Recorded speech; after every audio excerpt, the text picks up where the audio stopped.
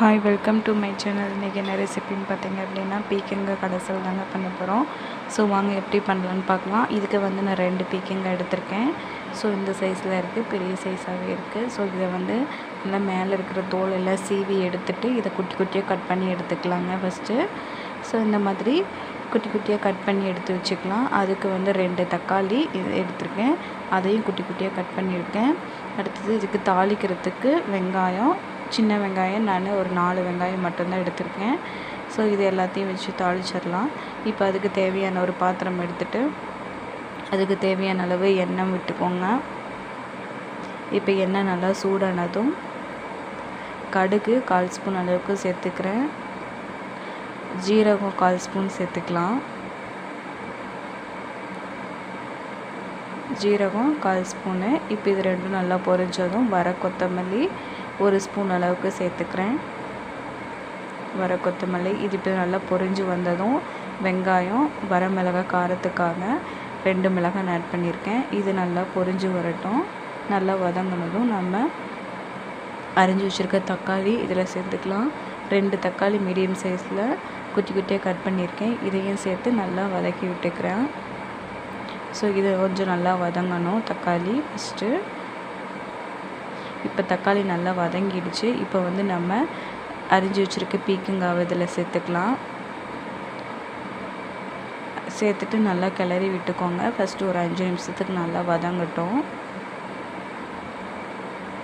So இப்போ இந்த அளவுக்கு வதங்கி வரட்டும். நல்லா கைவிடாமல் கிளறிக்கோங்க, அடி பிடிக்காமல். இப்போ நல்லா வதங்கி வந்ததும் நம்ம உப்பு கொஞ்சமாக போட்டுக்கலாம்.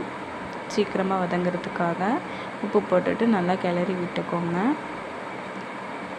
அடுத்தது இதுக்கு வந்து நான் மசாலா வந்து குழம்பு மிளகாய் தூள் வந்து சேர்த்துருக்கேன் 1 ஸ்பூனு. அடுத்தது சாம்பார் தூள், மஞ்சத்தூள் ஒரு 1/2 ஸ்பூனு சேர்த்துட்டு இப்போ இது எல்லாத்தையும் நல்லா கிளறி விட்டுக்கலாம்.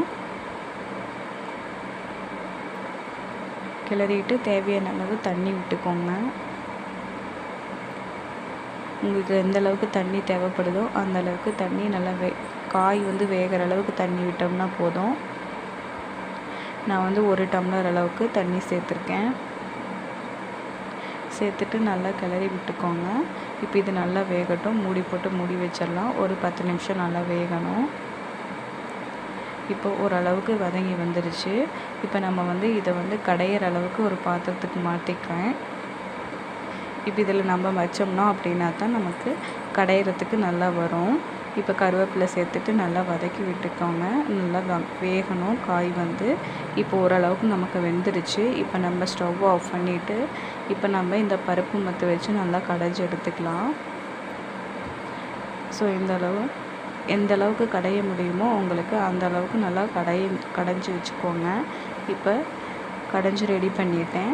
இப்போது வந்து குழம்பு ரெடி ஆயிடுச்சு. இது வந்து இட்லி, தோசை, சுடு சாதம் எல்லாத்துக்கும் சூப்பரான டேஸ்ட்.